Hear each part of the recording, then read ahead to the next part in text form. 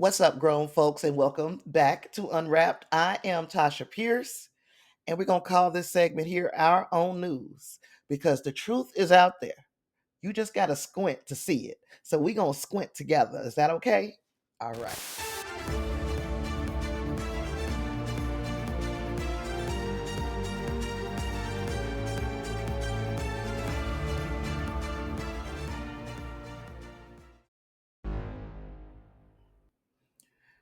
And look, y'all, I know y'all saw the headlines from this week.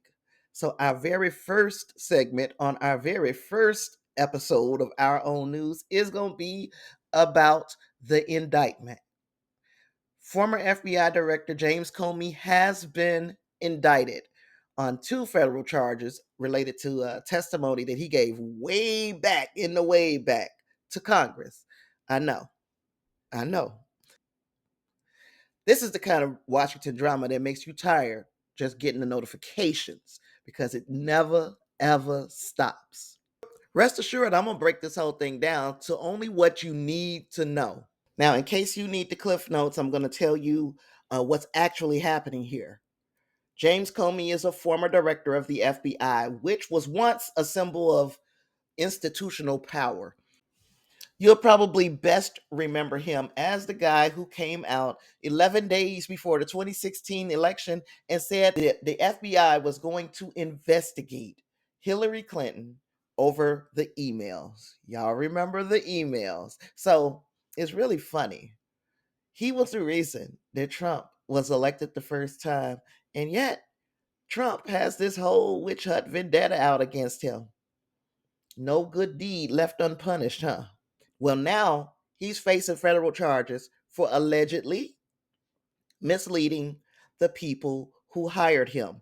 Those people would be the first Trump administration. Now, on the face of it, the charge would be serious.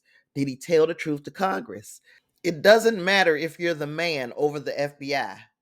The rule of law still applies. The rule of law has to apply to everyone, period. But context is a bad mamma jamma, and she came strutting her fancy ass into the room. This indictment is not just a simple legal matter, it's the political industrial complex weaponizing the justice system.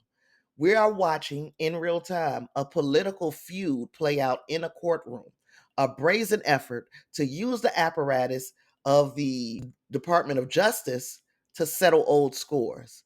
The story isn't really about Comey, it's about retribution. Trump is using the legal system to target his enemies. So much so that he fired a district attorney because this district attorney could not just fabricate charges on one of his political enemies. And then he installed an idiot. And this idiot, and I think her last name is Halligan, this idiot does not have any prosecutorial experience, nor does she even know how to file a brief, which resulted in one of the charges in the indictment being declined by the grand jury. Now, the second charge is still standing, but this lady has no experience. This is how desperate Trump is to, number one, make a mockery of our justice system by using it for revenge. This could be the administration just hoping that we are getting consumed by the spectacle of the whole thing, that they want us to chase the drama on cable news. They want us to debate every single court filing. They want the entire country focused on who lied about what years ago in a hearing that most of us barely remember, while they quietly dismantle, completely take apart the protections, and they want to block legislation that actually impacts our ability to live and thrive. Yes, this is another Trump distraction.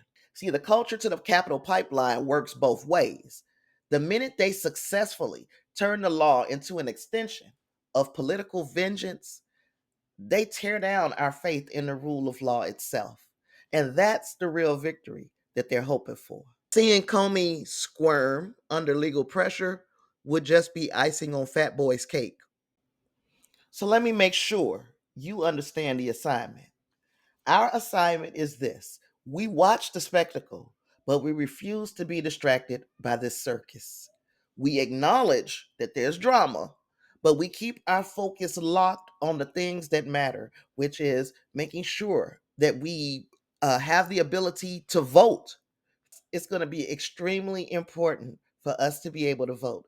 It's going to be extremely important that we are able to organize our communities, and we have to hold power accountable, not just for lying. There's a lot of lying going around. As a matter of fact, we need to make sure we keep this same energy when we put Cash Patel's ass in that chair, and we put RFK's ass in that chair, we put Linda McMahon's ass in that chair. We need to keep this same energy since you want to talk about lying to Congress. We need to hold them accountable for governing, or what their excuse for governing is, in our worst interest.